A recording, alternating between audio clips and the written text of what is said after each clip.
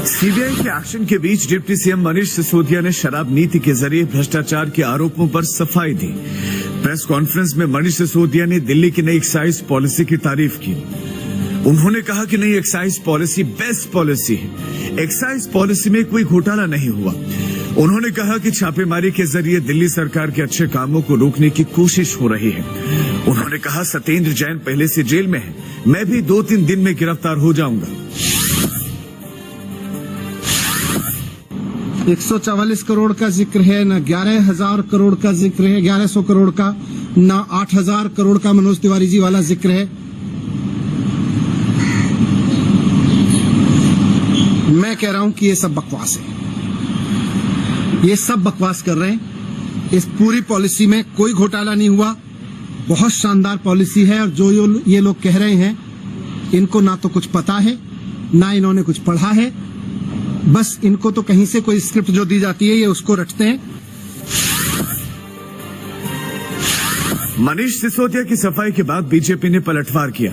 केंद्रीय मंत्री अनुराग ठाकुर ने कहा कि सीबीआई ने भले ही शराब नीति के तहत भ्रष्टाचार के मामले में मनीष सिसोदिया को आरोपी बनाया गया, लेकिन इस घोटाले के मुख्य साजिशकर्ता सीएम अरविंद केजरीवाल हैं। उन्होंने कहा कि हम अरविंद केजरीवाल को चुनौती देते हैं कि वो 24 घंटे में मीडिया के सामने आए और इस मामले पर जवाब दें। उन्होंने कहा कि मनीष सिसोदिया ने पैसा बनाया और फिर शांत हो गए। शराब घोटाले में जैसे जैसे जांच का दायरा आगे बढ़ता जा रहा है, आम आदमी पार्टी और बीजेपी के बीच आरोप प्रत्यारोप का दौर बढ़ता जा रहा है। आप सांसद संजय सिंह ने कहा कि सीबीआई को मनीष सिसोदिया के घर से कुछ नहीं मिला है। सीबीआई के इतने बड़े छापे के बाद भी मोदी सरकार नहीं बता पाई कि क्या मिला। बीजेपी के नेता रटा रटाया बयान दे रहे हैं क्योंकि मुद्दा शराब नीति नहीं है, वरना गुजरात में नकली शराब पर सीबीआई के छापे पड़ते हैं। मुद्दा दिल्ली पंजाब जीतने के बाद गुजरात पहुंचने का है। अरविंद केजरीवाल की बढ़ती हुई लोकप्रियता। मुद्दा है दिल्ली जीते, पंजाब जीते, अब गुजरात कैसे पहुंच गए। मुद्दा है जो बात दिल्ली में करने की कहते हैं और करके दिखाते हैं केजरीवाल, वही योजनाएं गुजरात में अनाउंस कर रहे हैं और वही फ्री की बिजली, वही शिक्षा, वही स्वास्थ्य की व्यवस्था गुजरात में कैसे देने की बात कर रहे हैं केजरीवाल।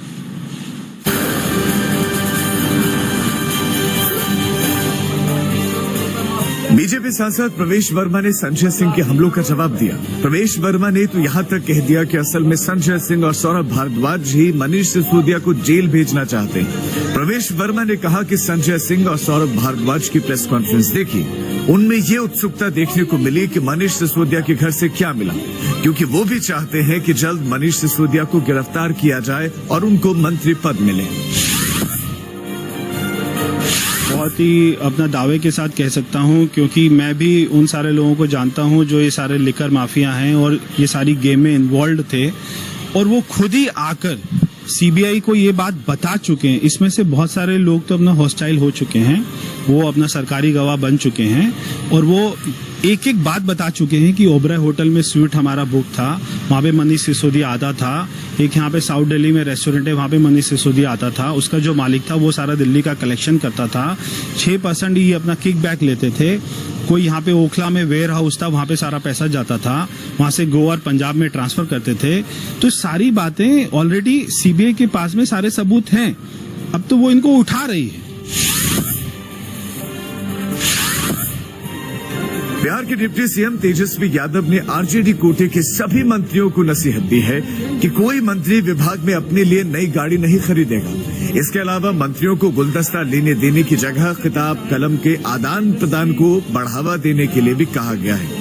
डिप्टी सीएम तेजस्वी यादव ने राष्ट्रीय जनता दल के कोटे के मंत्रियों को नसीहत दी है कि कोई भी विभाग में अपने लिए कोई नई गाड़ी नहीं खरीदेगा।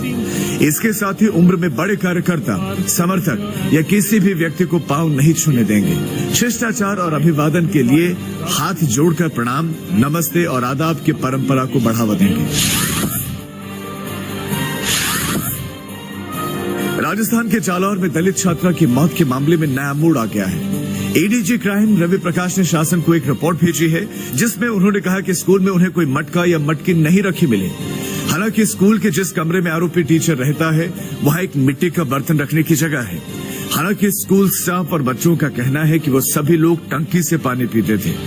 गहलोत सरकार ने एडीजी क्राइम रवि प्रकाश को घटना की पूरी जांच के लिए जालौर में स्थित स्कूल भेजा था। सीएम अशोक गहलोत ने रिपोर्ट के आधार पर आगे की कार्रवाई की बात कही है।